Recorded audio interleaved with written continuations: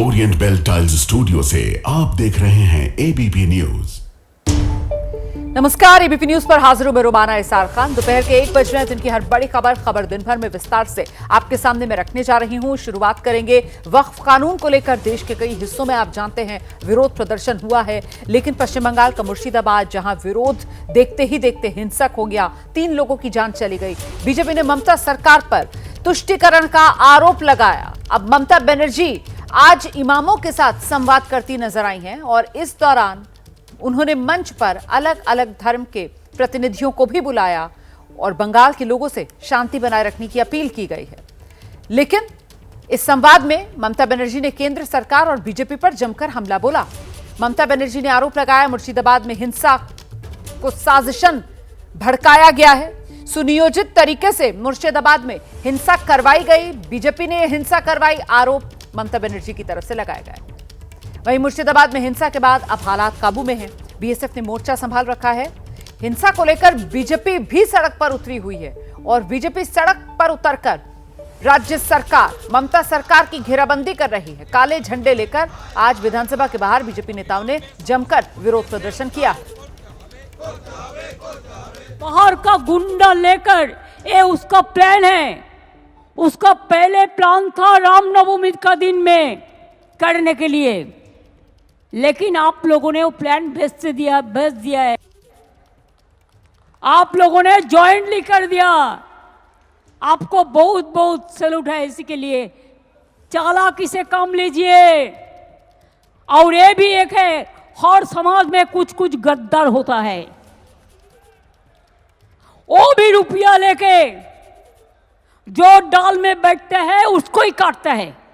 आपको अगर मूवमेंट करना है, आप इंडोर स्टेडियम में करो ना, अंदर में करो ना, कोई तो मना नहीं किया, लेकिन बाहर में क्यों आप इसके फंसा है, इसमें फंसा है।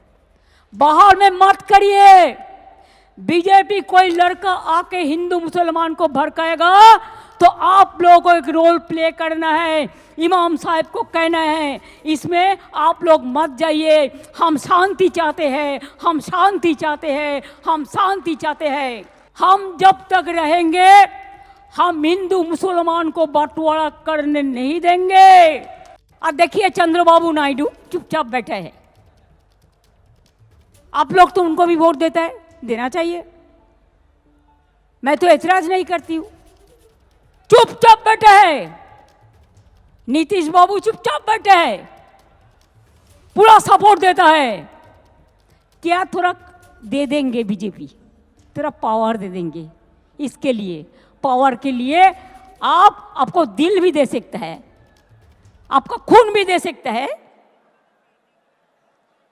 आपको वोट देना चाहिए था, नहीं देना चाहिए था। और एक बात है, मेरे को चैलेंज है, अगर वॉकआउट एक्ट को चेंज करना है तो आप क्यों कॉन्स्टिट्यूशन अमेंडमेंट नहीं किया? 2/3 मेजोरिटी में ये एक्ट पास होना चाहिए।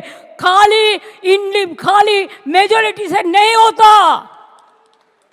जब कॉन्स्टिट्यूशन अमेंडमेंट होता है तो कॉन्स्टिट्यूशन अमेंडमेंट होता है 2/3 मेजोरिटी के लिए। लेकिन आप चालाकी किया है, आप कॉन्स्टिट्यूशन अमेंडमेंट नहीं करके आप एक बिल किया है। इसमें बांग्लादेश का हाथ है। अगर हाथ है तो इसको जमींदारी तो सेंट्रल गवर्नमेंट का है। क्यों बीएसएफ बॉर्डर संभालते हैं, हम नहीं संभालते हैं। ये अधिकार हमारे पास नहीं है। स्टेट गवर्नमेंट का पास बॉर्डर संभालने का अधिकार नहीं है। तो आपने क्यों अलाउ किया?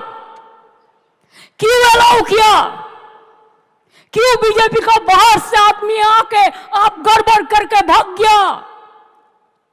कोई फेद आपको देना पड़ेगा। आप चाहते हैं पोलराइजेशन करने के लिए, हिंदू और मुस्लिम में भागाभागी करने के लिए। आप चाहते हैं क्या आपका जुमला सरकार खाली कहे हम हिंदू का है और कोई धर्म का नहीं है। आप सिख का बारे में कहो, सिख आपको छोड़ेगा। शेड्यूल कास्ट का बारे में कहो, शेड्यूल कास्ट आपको छोड़ेगा। ट्राइबल का बारे में कहो, ट्राइबल आपको छोड़ेगा। आप भाग करना नहीं, जुड़ना करो, जोड़ो जोड़ो, भाग मत करो, हिंदुस्तान को जोड़ो। हिंदुस्तान को एकता नहीं रहेगा तो देश टुकड़ा हो जाएगा। ममता बनर्जी की तरफ से ये इमामों के साथ संवाद में जो कुछ कहा गया है, उसके बाद ममता बनर्जी ने कटघरे में बीजेपी को खड़ा कर दिया। हम सीधे आपको लिए चलते हैं। हमारे साथ इस वक्त खास मेहमान बीजेपी के प्रवक्ता हैं प्रदीप भंडारी, वो मौजूद हैं। जरा उन्हीं से जानते हैं। प्रदीप जी, ममता बनर्जी कह रही हैं कि ये मुर्शिदाबाद में जो हिंसा भड़की, वो सुनियोजित तरीके से बीजेपी ने हिंदू मुसलमान वाली लड़ाई करवा दी। देखिए, ममता बनर्जी इस वक्त ये जानती हैं कि बंगाल की जनता ने उनके पूरे के पूरे इस षड्यंत्र को समझ लिया है और आज जनता में भारी गुस्सा है। सिद्दीकुल्ला चौधरी भारतीय जनता पार्टी का नेता नहीं, तृणमूल कांग्रेस का नेता है। बप्पी हलदर भारतीय जनता पार्टी का नेता नहीं, तृणमूल कांग्रेस का नेता है। और ममता बनर्जी, बॉबी हकीम भारतीय जनता पार्टी का नेता नहीं, तृणमूल कांग्रेस का मेयर है। तो इन सब लोगों ने राइट को, एंटी हिंदू वायलेंस को इंसाइट किया और अभी तक ममता बनर्जी को समय मिल गया इमामों से मिलने के लिए, पर अभी भी जो हिंदू फैमिली हरगोविंद दास और तमाम हिंदू विक्टिम जिनकी मृत्यु हुई है, उनसे तो ममता बनर्जी उनके परिवार से नहीं मिल पाई। यही इनका तुष्टीकरण और दोहरे मापदंड दिखाता है। और अगर भारतीय जनता पार्टी ने किया तो तब तक स्टेट पुलिस सो रही थी, पकड़ लेती है कि इन्वेस्टिगेशन के अंदर 10 दिन बाद जाकर ममता बनर्जी को सपने में याद आएगी। जी, ये सब ममता इसलिए हो रहा है बनर्जी कि जो गृह मंत्रालय की रिपोर्ट सामने निकल कर आई कि साहब बॉर्डर पार बांग्लादेश से कनेक्शन हो सकते हैं, उसको लेकर ममता कह रही है कि ये राज्य सरकार के तो जुरिस्डिक्शन में आता नहीं है, बीएसएफ का जिम्मा है। और ऐसे में अगर बांग्लादेश से मुर्शिदाबाद हिंसा की साजिश रची जा रही है तो फिर ये नाकामी तो केंद्र सरकार की हुई, केंद्रीय एजेंसी की हुई। इसको लेकर भी ममता बनर्जी बीजेपी को घेर रही है। प्रदीप भंडारी, बीएसएफ पे केस करती है ममता बनर्जी की सरकार। बीएसएफ जब किसी घुसपैठिए को ममता बनर्जी की एडमिनिस्ट्रेशन को देती है, उसका वो फेक आधार कार्ड बना देती है। ममता बनर्जी की एक मंत्री ने एक बांग्लादेशी को तृणमूल कांग्रेस ने एक चुनाव तक लड़ाया जिसको कलकत्ता हाईकोर्ट ने स्थगित कर दिया था। साउथ 24 परगना के अंदर ये पूरे घुसपैठियों का रैकेट चलाते हैं। 500 किलोमीटर का जहाँ पे नेचुरल बैरियर है वहीं से अगर ये आते हैं तो उसके बाद बीएसएफ अपना काम कर रही है। अभी भी अगर आप देखेंगे कि जहाँ बीएसएफ डिप्लॉयड है वहाँ पे हिंसा कम हुई है और बंगाल के लोगों को जो हिंदू विस्थापित 400 परिवार हुए वो उन्हीं एरिया में वापस जा रहे हैं जहाँ बीएसएफ डिप्लॉयड है। तो आज वापस से बंगाल की पुलिस पे तो बंगाल की जनता को विश्वास नहीं है, ना कलकत्ता हाईकोर्ट को विश्वास है। ममता बनर्जी कह रही हैं कि बीजेपी के जो नेता हैं वो अफवाहें फैलाने का काम कर रहे हैं, वो फेक वीडियोस जो हैं वो शेयर कर रहे हैं और जबरदस्ती जो आग है उसमें घी डालने का काम कर रहे हैं। अगर हिंदू परिवार को पीटा जाएगा, अगर हिंदुओं के मंदिरों को तोड़ा जाएगा, अगर हरगोविंद दास और चंदन दास की मृत्यु होगी तो क्या भारतीय जनता पार्टी शांत तो नहीं बैठ सकती? हमारा सेक्युलरिज्म ये नहीं हमको सिखाता कि जब हिंदू परिवार पीड़ित तो अगर हिंदू परिवार पे हमला हो तो हम शांत बैठे। और असली फेक न्यूज फैलाने वाले तो तृणमूल कांग्रेस के लोग हैं। क्या अभी तक पूरे के पूरे मुर्शिदाबाद जिले के अंदर तृणमूल कांग्रेस के एमपीज है, एमएलए है, क्या कोई भी जाकर अभी तक विक्टिम से मिला है? कोई नहीं मिला है। क्यों? क्योंकि इन लोगों, ये तृणमूल कांग्रेस के लोग ही इसके पीछे हैं। क्या अभी तक सिद्दीकुल्ला चौधरी या बप्पी हलदर के खिलाफ एफआईआर हुई? नहीं हुई है। ये पूरा हिंसा, एंटी हिंदू हिंसा तृणमूल कांग्रेस करा रही, जैसे पोस्ट पोल वायलेंस 2021 के बाद कराया था। ममता बनर्जी कह रही हैं कि यही काम बीजेपी करती है, सिर्फ और सिर्फ हिंदुओं की बात करती है। वो कह रही हैं कि जुमला वाली पार्टी, और कहती है हम हिंदुओं की पार्टी, हम हिंदुओं की पार्टी, और इससे हिंदू मुसलमान करते हैं। वो आगे चुनौती दे रही है कि क्या जिस तरीके से मुसलमानों को बीजेपी अलग थलग करती है, क्या इस तरीके से इस देश के सिखों को बीजेपी अलग थलग करने की हिम्मत रख सकती है? इस देश के एससी को, एसटी को, इस तरीके की वो बात कर रही हैं और बीजेपी पर सवाल उठा रही हैं। प्रदीप भंडारी, ममता बनर्जी एससी विरोधी, ओबीसी विरोधी है। बंगाल के अंदर ओबीसी समाज के अंदर मुसलमानों को आरक्षण में घुसाने वाली ममता बनर्जी थी, जिसको कलकत्ता हाईकोर्ट ने स्थगित कर दिया था। आज अगर हिंदू विक्टिम है तो हिंदू की ही बात करी जाएगी। अगर ममता बनर्जी ने 2024 में ये कह दिया था कि जो हिंदू अगर भारतीय जनता पार्टी को वोट करेंगे वो काफिर है, उस पर ममता बनर्जी क्या कहेंगी? ममता बनर्जी का सेक्युलरिज्म ये सिखाता है कि अगर हिंदू मरे, हिंदू पीटे तो चुप बैठो। हमारा सेक्युलरिज्म को ये सिखाता है कि भले कोई भी भारतीय किसी भी समाज का अगर उसके खिलाफ कुछ होता है, न्याय तो हम खड़े होंगे। बंगाल में टारगेटेड एंटी हिंदू वायलेंस हो रहा है और इसीलिए कलकत्ता हाईकोर्ट ने बीएसएफ को डिप्लॉय करा था एरियाज के अंदर। बहुत शुक्रिया प्रदीप भंडारी अपनी बात रखने के लिए। कुल मिलाकर आरोप जो ममता बनर्जी की तरफ से लगाए गए, बीजेपी को कटघरे में खड़ा किया गया, उस पर बीजेपी के प्रवक्ता प्रदीप भंडारी का पक्ष आप सुन रहे थे। और इस सब के बीच उत्तर प्रदेश के मुख्यमंत्री योगी आदित्यनाथ, उन्होंने कल ही ममता सरकार को निशाने पर लिया था और उस पर अब योगी आदित्यनाथ पर ममता बनर्जी ने निशाना साधा है। ममता बनर्जी कह रही हैं कि सिर्फ बड़ी बड़ी बातें योगी आदित्यनाथ करते हैं। महाकुंभ में कितने लोगों की मौत हुई, इस पर जवाब क्यों नहीं देते, ये सवाल ममता बनर्जी पूछ रही हैं। योगी सबसे बड़े भोगी हैं, ये कहकर ममता बनर्जी ने योगी आदित्यनाथ पर जोरदार प्रहार किया है। 69,000 टीचर चाकरी গেছে। जोगी बड़ो बड़ो बात कर रहा है, सबसे बड़ा भोगी है। महाकुंभ में कितना लोगों का मौत हुआ, कितना लोगों ने इंजर्ड हुआ, पब्लिक दिया नहीं दिया, बड़ा बड़ा बात करते हो। कितने एनकाउंटर में मैं मरा, एक भी रैली किसी को नहीं करने देते, एक भी मिছিল नहीं करने देते, लोगों को डर दिखा के रख दिया, लोगों ने एक रैली भी नहीं कर सकता है। अरे बांग्ला। आगे बढ़ेंगे, अगली खबर का हम रुख कर रहे हैं। कांग्रेस के नेता हैं राहुल गांधी अहमदाबाद में मौजूद हैं और कार्यकर्ताओं को संबोधित करते हुए एक बार फिर गुजरात में अपनी ही पार्टी पर राहुल गांधी ने निशाना साधा है। राहुल गांधी ने एक बार फिर कांग्रेस की कार्यशैली पर सवाल उठाए हैं।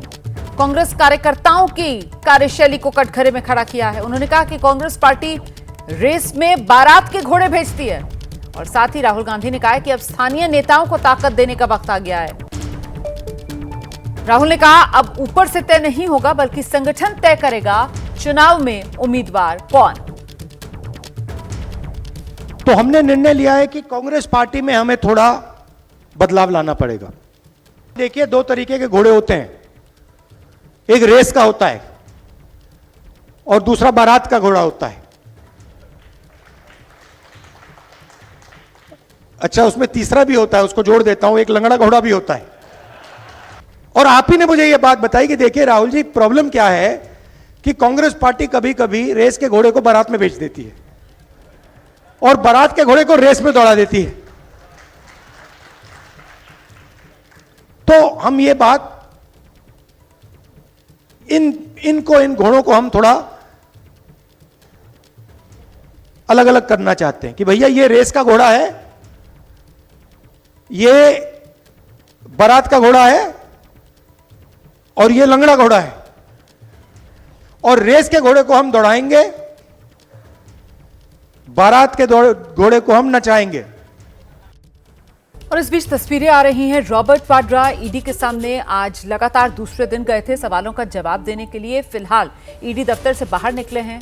हो सकता है कुछ वक्त का ये ब्रेक हो, या अगर आज के दिन की पूछताछ मुकम्मल हो गई है तो इसको लेकर अभी हमें औपचारिक जानकारी का इंतजार है। फिलहाल ये तस्वीरें आप देख सकते हैं, प्रियंका गांधी वहीं पर ही मौजूद थी। आज सुबह जब रॉबर्ट वाड्रा पहुंचे थे सवालों का जवाब देने के लिए ईडी के, तब भी प्रियंका गांधी के साथ ही वो गाड़ी में बैठकर आए थे और प्रियंका गांधी ने उन्हें ड्रॉप किया था ईडी दफ्तर। अब दोपहर में जब वो सवालों का जवाब देने के बाद निकले हैं तो फिर प्रियंका गांधी वहां पर मौजूद हैं। 2 घंटे तक रॉबर्ट वाड्रा से सवाल जवाब हुए हैं। इससे पहले कल भी रॉबर्ट वाड्रा से 6 घंटे की पूछताछ हुई थी। आज करीब 11:15 बजे के आसपास रॉबर्ट वाड्रा ईडी दफ्तर पहुंच गए थे। करीब 2 घंटे ईडी दफ्तर में सवालों का जवाब देने के बाद रॉबर्ट वाड्रा ईडी दफ्तर से बाहर निकले हैं। पहले से ही वहां पर उनकी पत्नी प्रियंका गांधी मौजूद थी और उन्हीं के साथ गाड़ी में बैठकर अब यहां से कहां गए हैं रॉबर्ट वाड्रा, ये जानकारी नहीं है कि अपने घर गए हैं, क्या ये किसी तरीके का कोई ब्रेक है जो इस पूछताछ पे दिया गया है। सीधे आपको लेकर चलेंगे, हमारे साथ हमारे सहयोगी मनोज वर्मा इस वक्त मौजूद है। जरा जानते हैं मनोज से। मनोज, आज के दिन की पूछताछ खत्म हो गई है या फिर ये कुछ वक्त का ब्रेक है जो फिलहाल बीच में दिया गया है? मनोज, क्या जानकारी मिल रही है? रॉबर्ट वाड्रा की तस्वीरें हम दर्शकों को दिखा रहे हैं। प्रियंका गांधी बाहर ही दफ्तर के इंतजार कर रही थी और रॉबर्ट वाड्रा उन्हीं के साथ गाड़ी में बैठकर कहीं निकले हैं। जी बिल्कुल, देखिए रोमाना, आपको बताना चाहूँगा कि रॉबर्ट वाड्रा जो है लंच ब्रेक के लिए निकले हैं। कल भी इसी तरीके से करीब 1:15 पर निकले थे और आज भी करीब 1:11 पर लंच के लिए निकले हैं। सुबह करीब 11 बजे रॉबर्ट वाड्रा जो है प्रियंका गांधी के साथ यहाँ पर पहुँचे थे और तस्वीरों में भी आपने देखा होगा कि जब वो पूछताछ के लिए अंदर जा रहे थे तब प्रियंका गांधी ने रॉबर्ट वाड्रा को गले भी लगाया था। उसके बाद प्रियंका गांधी जो हैं वो लगातार यहाँ ईडी हेडक्वार्टर के सामने जो एक वेटिंग रूम बना हुआ है वहाँ पर इंतजार करती रहीं और उसके बाद अब जब लंच ब्रेक हुआ है तो दोनों लंच के लिए निकले हैं। और जो सूत्र हमें जानकारी दे रहे हैं कि लंच के बाद रॉबर्ट वाड्रा एक बार फिर से ईडी हेडक्वार्टर में पहुंचेंगे, यहाँ पर फिर से पूछताछ में वो शामिल होंगे। कल भी इसी तरीके से पूछताछ उनसे हुई थी। जब वो लंच के बाद निकले थे करीब 2:18 पर वो वापस ईडी हेडक्वार्टर आ गए थे और शाम को करीब 6 साढ़े 6 बजे फिर पूछताछ खत्म होने के बाद यहाँ से निकले थे। आज के लिए फिर समन किया गया था। आज फिर वो पूछताछ में करीब 11 बजे शामिल हुए हैं और अभी करीब 1 बजे तक उनसे पूछताछ हुई है और अब वापस से वो दोबारा से इन्वेस्टिगेशन को ज्वाइन करेंगे। जी मनोज, सूत्र क्या जानकारी दे रहे हैं, किस तरीके के सवालों के जवाब रॉबर्ट वाड्रा से इस बार लिए जा रहे हैं एजेंसी की तरफ से? आज सुबह रॉबर्ट वाड्रा ने जो एक्सक्लूसिव बातचीत एबीपी न्यूज से की है, आशीष सिंह हमारे सहयोगी जब उनसे बातचीत कर रहे थे, रॉबर्ट वाड्रा की तरफ से कहा गया कि ये पुराने ही सवाल हैं जिनके मैं पहले ही जवाब दे चुका हूं, वही दोबारा से मेरे सामने रखे गए हैं। आपको सूत्र क्या जानकारी दे रहे हैं मनोज? जी बिल्कुल, देखिए रोमाना, ईडी के सूत्रों का साफ तौर पर यह कहना है कि पुराने सवाल तो हैं ही, उन पुराने सवालों के बीच में भी कुछ नए सवाल जो हैं वो ईडी की तरफ से रॉबर्ट वाड्रा से पूछे जा रहे हैं। ज़मीन का ये पूरा का मामला है जो कि 2018 में गुरुग्राम में दर्ज हुआ था और उसके बाद इस मामले की इन्वेस्टिगेशन जो है पीएमएलए के तहत ईडी ने 2019 में शुरू की थी। तो पहले भी इस मामले में रॉबर्ट वाड्रा से पूछताछ हो चुकी है, लेकिन अब जो सूत्र हमें जानकारी दे रहे हैं कि उसी मामले के अंदर कुछ नए सवाल भी हैं, कुछ नई जानकारियाँ जो हैं वो ईडी हासिल करना चाहती है। यही वजह है कि उनको पूछताछ के लिए पहले 8 अप्रैल को समन किया गया था, लेकिन वो किन्हीं कारणों की वजह से पूछताछ में शामिल नहीं हो पाए थे।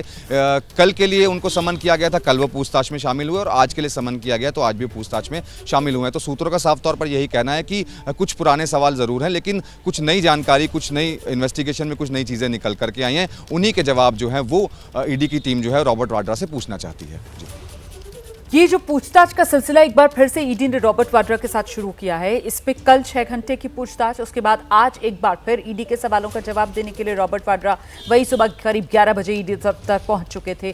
क्या ये पूछताछ का सिलसिला लंबा चल सकता है मनोज वर्मा? क्या कल भी रॉबर्ट वाड्रा को ईडी के दफ्तर आना पड़ सकता है सवालों के जवाब देने के लिए? इसको लेकर कोई जानकारी?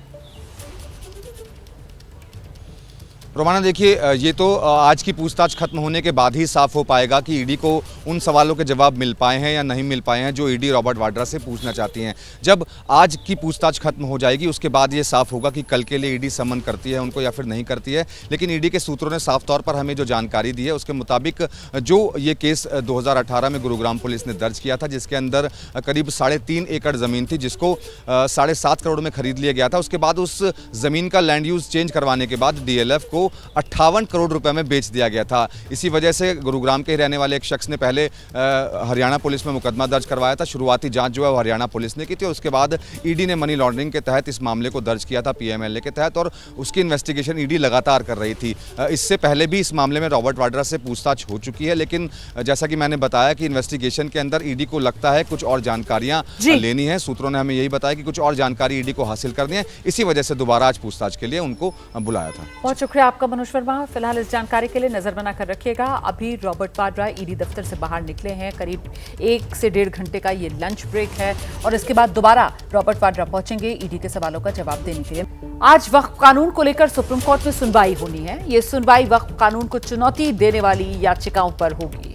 आपको बता दूं, अब तक कुल 72 याचिकाएं लिस्ट की गई हैं सुप्रीम कोर्ट में। इन पर चीफ जस्टिस की अगुवाई वाली 3 जजों की बेंच है। दोपहर 2 बजे इस मामले में सुनवाई होगी। वक्फ पर लीगल लड़ाई में दूसरा पक्ष भी सुप्रीम कोर्ट पहुंच चुका है। करीब 15 अर्जियां ऐसी हैं जो इस कानून के पक्ष में सुप्रीम कोर्ट में लगी हैं, जो कानून बरकरार रखने के लिए दायर की गई याचिकाएं हैं। इनमें बीजेपी की 7 राज्य सरकारों की भी अर्जियां हैं। वहीं कई आदिवासी संगठनों ने भी याचिका लगाई है। वक्फ से उनकी जमीन बचाने के लिए यह कानून बनाए रखा जाना चाहिए। और आपको बता दें कि इस पूरे मामले में केंद्र सरकार भी सुप्रीम कोर्ट में कैविएट दाखिल कर चुकी है। कैविएट मतलब बिना हमारा पक्ष सुने कोई एक तरफा फैसला ना सुनाया जाए। तो इसको लेकर केंद्र सरकार की तरफ से भी कैविएट दाखिल किया गया है सुप्रीम कोर्ट में।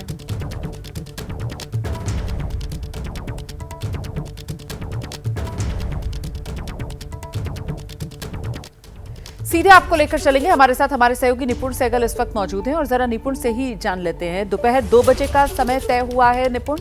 72 याचिकाएं हैं जो लिस्ट की गई हैं। क्या सबसे पहला काम अदालत की तरफ से किया जा सकता है कि तमाम जो याचिकाएं हैं पक्ष में विपक्ष में उनको क्लब करके एक साथ ही सब पर सुनवाई हो, ये कोई व्यवस्था बनाई जा सके? देखिए, जितनी याचिकाएं अभी तक लगी हैं उनकी ही संख्या बहुत ज़्यादा है।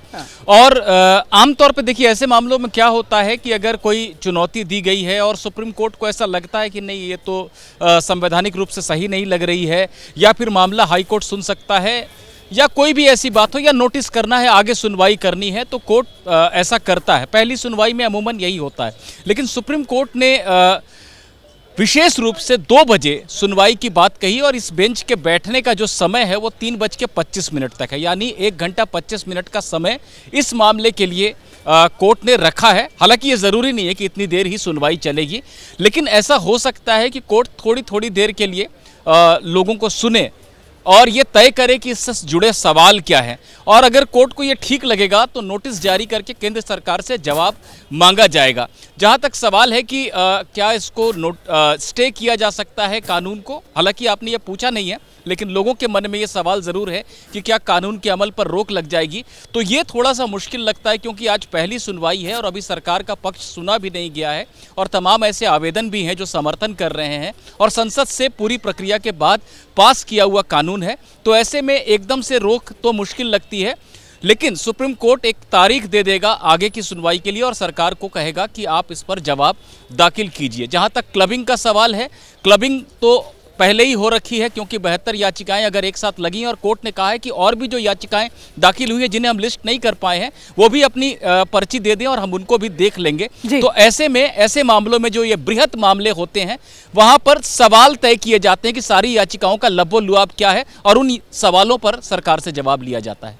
आप रहिए मेरे साथ निपुण, मैं लौटूंगी आपके पास। देखिए, कुल मिलाकर 72 याचिकाएं जो लिस्ट की गई है, और ऐसे में अब इस मामले में दोपहर 2 बजे सुनवाई। लेकिन महत्वपूर्ण ये कि जहां एक तरफ एक के बाद एक कतारबद्ध तरीके से वो याचिकाएं हैं जो इस कानून के विरोध में सुप्रीम कोर्ट में पहुंची है, वहीं कानून के समर्थन में भी याचिकाएं अदालत में पहुंची हुई हैं, और केंद्र की तरफ से भी ये साफ कर दिया गया है कैविएट के जरिए कि सुप्रीम कोर्ट कोई भी फैसला सुनाने से पहले केंद्र का पक्ष जरूर जाने। इस बीच में दोपहर 2 बजे सुनवाई होनी है, और जो चीफ जस्टिस हैं उनकी अगुवाई में 3 जजों की ये बेंच है जो सुनवाई करेगी। इसमें चीफ जस्टिस संजीव खन्ना हैं, इसके अलावा जस्टिस संजय कुमार हैं, और साथ ही आप देख रहे हैं जस्टिस केवी विश्वनाथन। इन्हीं की ये बेंच है जो इस मामले में सुनवाई करेगी। हम सीधे आपको फिर से लेकर चलते हैं निपुण से, अगर हमारे साथ इस वक्त मौजूद हैं, और जरा निपुण से ही ये जान लेते हैं। निपुण, दर्शकों को ये बताइए कि 72 याचिकाएं हैं जो पहुंची हुई हैं इस कानून के विरोध में, लेकिन मुख्य तौर पर इन याचिकाओं में किस आधार पर इस कानून का विरोध किया जा रहा है निपुण?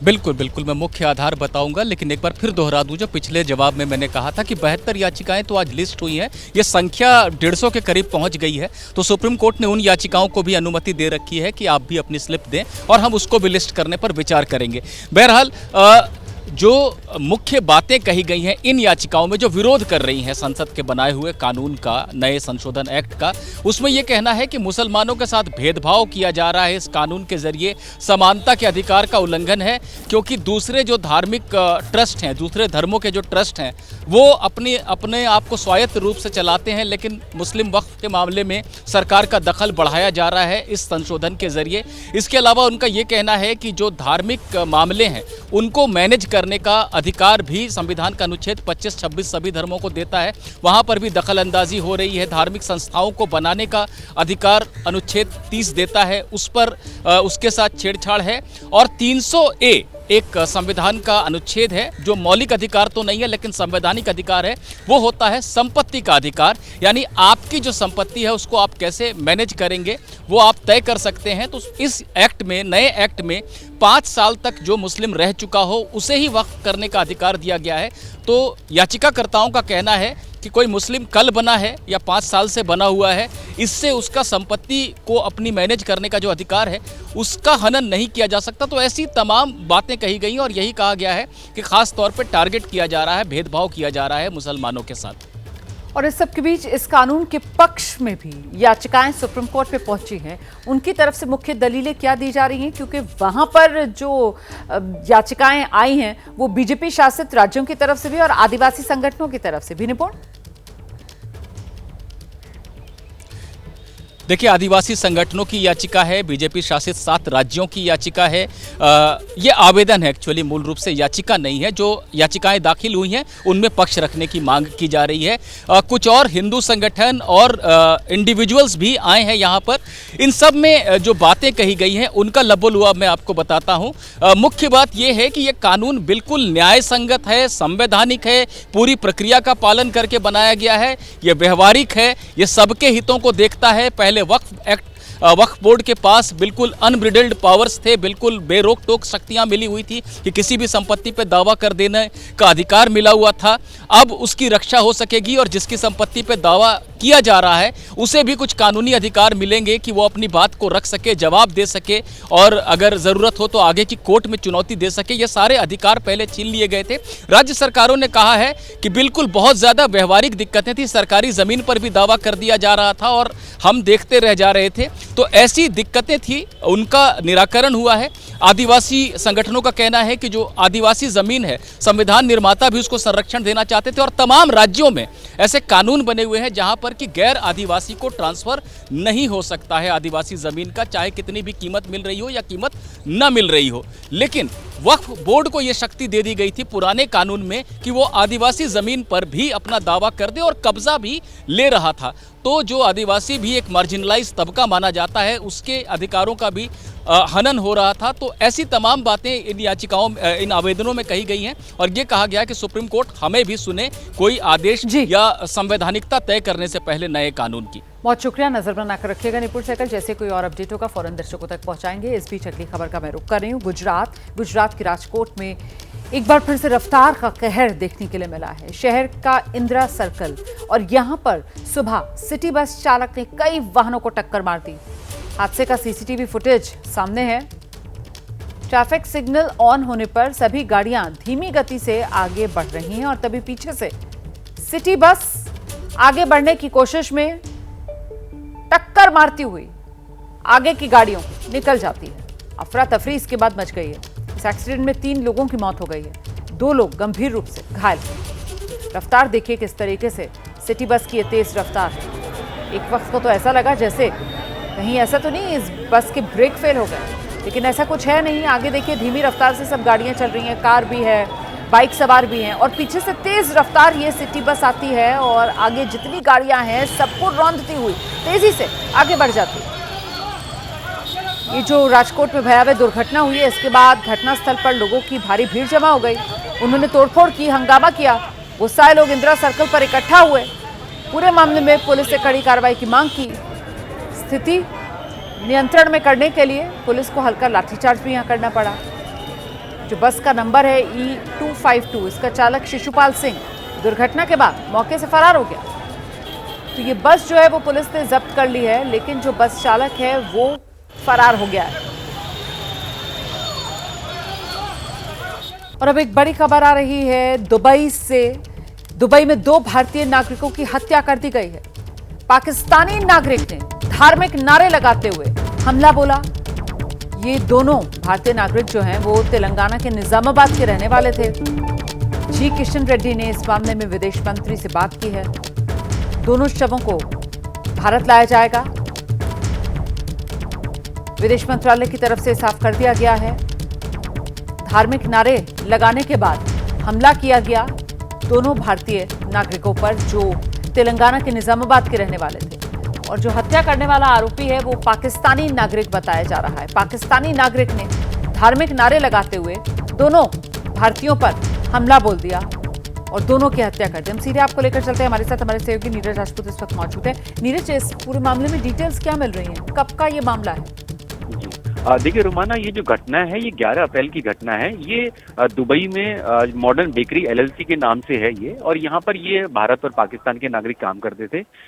उसी दिन जब ये काम कर रहे थे, वर्किंग आवर्स में ही ये घटना सामने आई थी, जिसमें किसी बात को लेकर भारत और पाकिस्तान के जो नागरिक थे इनमें विवाद हुआ। तो ये पाकिस्तानी जो नागरिक है इसने वहाँ पर जो भारतीय थे उनको जो है उन पर हमला किया। ये बताया जा रहा है कि धारदार हथियार से हमला किया, जिसमें जो 2 जो नागरिक हैं भारत के, जो कि तेलंगाना के रहने वाले हैं, सापू प्रेम सागर और साथी श्रीनिवास जो हैं, इन दोनों की मौत हो गई थी। और एक और तीसरे शख्स हैं, वो भी भारतीय ही हैं, जो कि हिंदू धर्म मानते हैं, उनकी वो घायल हैं इस घटना में।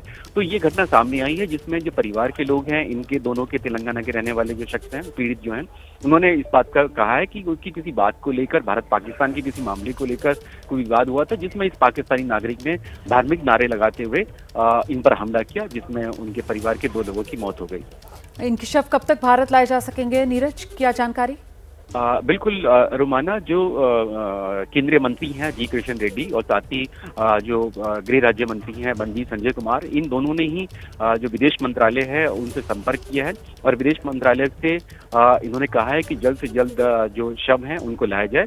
और दोनों ने ही कहा है कि विदेश मंत्रालय ने आश्वासन दिया है कि यूएई में यानी दुबई में जो हमारे कॉन्सुलेट हैं उनसे संपर्क करके जल्द से जल्द जो है शवों को भारत लाया जाएगा। बहुत शुक्रिया नीरज इस तमाम जानकारी के लिए। उत्तर प्रदेश के मुख्यमंत्री योगी आदित्यनाथ से शुभेंदु अधिकारी ने अपील की है, बंगाल आए योगी आदित्यनाथ, ये शुभेंदु अधिकारी कह रहे हैं। बंगाल को मुख्यमंत्री योगी आदित्यनाथ की जरूरत है। शुभेंदु अधिकारी की तरफ से योगी आदित्यनाथ से अपील की जा रही है, योगी जी को बंगाल आना चाहिए, यूपी की तरह बंगाल को ठीक करने की जरूरत है, ये कह रहे हैं शुभेंदु अधिकारी।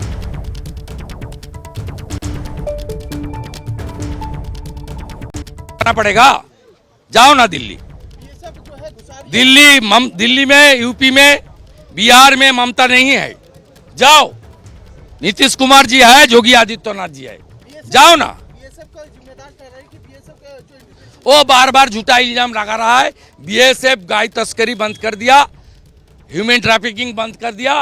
बीएसएफ बॉर्डर में 11 तारीख को बीएसएफ आया था, नहीं तो पुलिस शाटर के अंदर घुस गया था।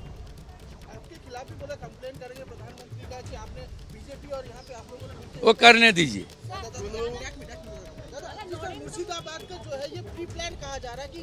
Pre plan by the TMC and Mamata Banerjee, because Mothabari, Farakka, Samserganj, TMC lost, Congress ahead in last parliament seat. A large section of Muslim vote in favor of Congress. ये 26 का चुनाव को देखते हुए जो 3 सीट उनका लॉस हुआ था, उसको रिपेयरिंग करने के लिए भड़काने का काम किया। दंगाई को भी 10 लाख, आज उसको घर के घुस के मारा है उसको भी 10 लाख दिया।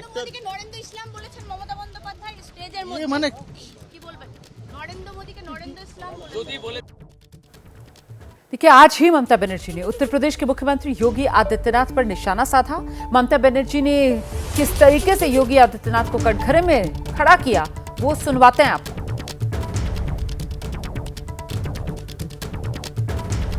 मुझे 69,000 टीचर चाकरी গেছে। जोगी बड़ो बड़ो बात कर रहा है, सबसे बड़ा भोगी है। महाकुंभ में कितना लोगों का मौत हुआ, कितना लोगों ने इंजर्ड हुआ, पब्लिक नहीं दिया।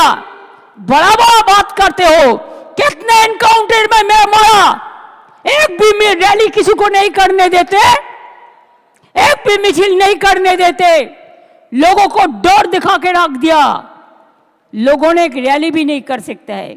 अरे बांग्ला। अगली खबर महाराष्ट्र से है, जहां नासिक में अवैध दरगाह हटाने गई नगर निगम की टीम और पुलिस पर कल रात पथराव किया गया था। भीड़ तितर बितर करने के लिए पुलिस ने आंसू गैस के गोले छोड़े। दरगाह आज सुबह हटा दी गई है।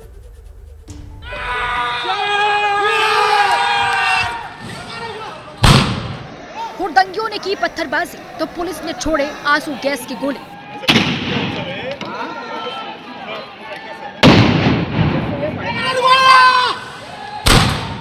तस्वीरें नासिक के काठे गली इलाके की हैं, जहां अवैध घोषित की गई दरगाह को हटाने नगर निगम और पुलिस की टीम गई तो बवाल मच गया। भीड़ ने विरोध शुरू कर दिया और जमकर तोड़फोड़ की, कई गाड़ियों को नुकसान पहुंचाया। देर रात 11:30 बजे पत्थरबाजी शुरू हो गई। जवाब में पुलिस को कार्रवाई करनी पड़ी और काफी मशक्कत के बाद हालात काबू में आए। भीड़ के उपद्रव में 31 पुलिसकर्मी और नगर निगम के कर्मचारी घायल हुए। रात को तकरीबन 11:30 बजे प्रतिष्ठित नागरिक वहां पर आए हुए थे, ट्रस्टी वहां पे आए हुए थे। उसी समय उस्मानिया चौक के बाजू से एक जमाव वहां पे आया और उन्होंने इस बात का विरोध किया। उनको समझाने के लिए दरगाह के ट्रस्टी और प्रतिष्ठित नागरिक वहां पर गए, लेकिन उन्होंने उनकी भी बात नहीं सुनी। इसके ऊपर उन्होंने वहां पर पथराव करना शुरू किया, इसलिए उनके ऊपर सौम्य बल का प्रयोग करके उनको वहां से भगा दिया गया। 15 लोगों को अब तक हिरासत में ले लिया गया है जो आरोपी थे। उनकी 57 मोटरसाइकिल भी जब्त की गई है। अवैध दरगाह को हटाने के लिए नगर निगम ने नोटिस दिया था और 23 फरवरी को कुछ अवैध हिस्से हटाए गए थे, जिसके बाद दरगाह ट्रस्ट ने मुंबई हाईकोर्ट में याचिका दाखिल की। मुंबई हाईकोर्ट ने भी कहा दरगाह अवैध तरीके से बनी। 1 अप्रैल को नगर निगम ने अतिक्रमण हटाने को कहा। नगर निगम ने 15 दिन के भीतर अतिक्रमण हटाने को कहा। नगर निगम ने दरगाह की दीवार पर नोटिस लगाया। ट्रस्ट ने अतिक्रमण नहीं हटाया तो नगर निगम की कार्रवाई शुरू हुई। रात हुए तनाव के बाद पुलिस ने सड़क पर ट्रैफिक का रूट डाइवर्ट कर दिया है और अतिक्रमण हटाने के लिए बुलडोजर लगा दिया है। पुलिस ने भारी सुरक्षा व्यवस्था तैनात कर दी है। पिछले महीने ही इसके बारे में हिंदू संगठन की ओर से आंदोलन किया गया था। पिछले कई साल से ये अनधिकृत अतिक्रमण हटाने की मांग की जा रही थी, लेकिन ये मामला वक्फ बोर्ड के साथ साथ मुंबई हाईकोर्ट में भी चला था। ये नोटिस का पीरियड खत्म होने के बाद देर रात से ही ये कार्रवाई शुरू की गई है। धर्मगुरु और प्रशासन के अधिकारी इनके संयुक्त कार्रवाई के अनुसार ही ये अभी मलबा हटाने का काम किया गया है, जिसके चलते अगले 3 दिन तक यहाँ का रास्ता पूरी तरह से बंद किया जाने वाला है। इस बीच नॉर्थ सिक्किम में एलएसी के पास भारतीय सेना ने शक्ति प्रदर्शन किया है। पहली बार हिमालय के पार जाकर तिब्बत से सटे इलाकों में अभ्यास का वीडियो सेना ने जारी किया।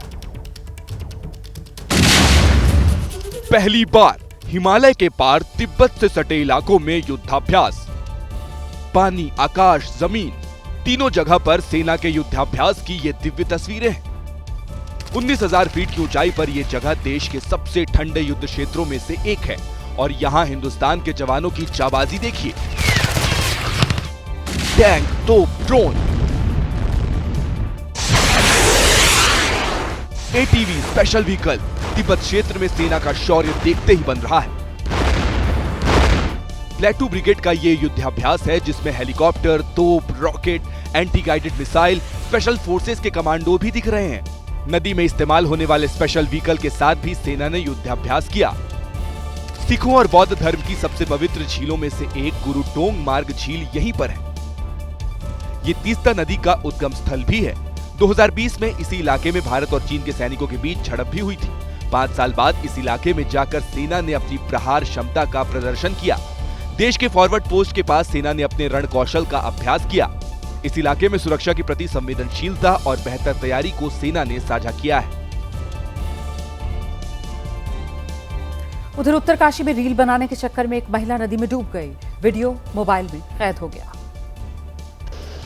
नदी की तेज धार महिला 2 कदम आगे बढ़ाती है और कैमरे की तरफ देखकर मुस्कुराती है। तभी उसका पैर फिसलता है और वो पानी में गिर जाती है।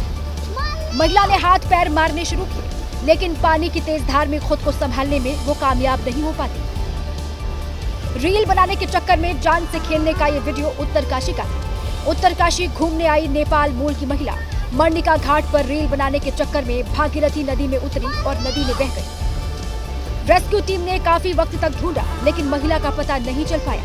रील बनाने के चक्कर में रोज हादसों की तस्वीरें आती हैं, लेकिन रील बनाने का नशा ऐसा है कि लोग जान पर खेलने से नहीं चूक रहे। और अब ट्रेन में ही होगा एटीएम और कैश निकालने की सुविधा भी मिलेगी। रेलवे ने मुंबई में ट्रायल शुरू किया है।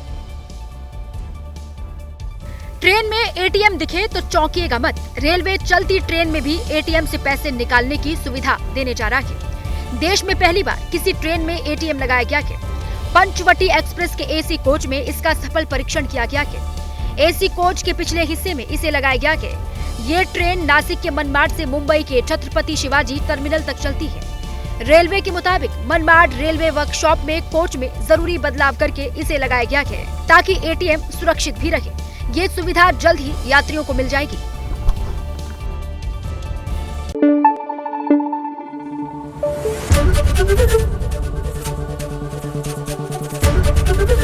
एबीपी न्यूज आपको रखे आगे।